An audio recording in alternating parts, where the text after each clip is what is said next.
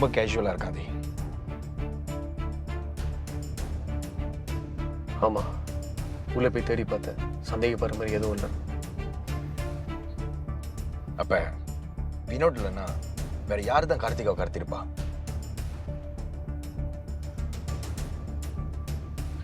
திவ்யா சொன்னான்னு சொல்லி நம்ம நம்பி வந்தோம். ஏதோ நம்பிக்கையில் அவளை காப்பாற்றிட நினைச்சேன். பட் இங்கே வந்து பார்த்தா வேற மாதிரி இருக்கு. அவளுக்கு என்னடா இருக்கும்? அவசரப்படாத ரதி, தடுவோம். அவ காணா போய் 48 hours ஆச்சு. நம்ம கிட்ட ஒரு குழு கூட கிடைக்கல. அவ இப்ப எங்க இருக்காலும் என்ன பண்றாலும். கார்த்திகா எங்க இருக்க?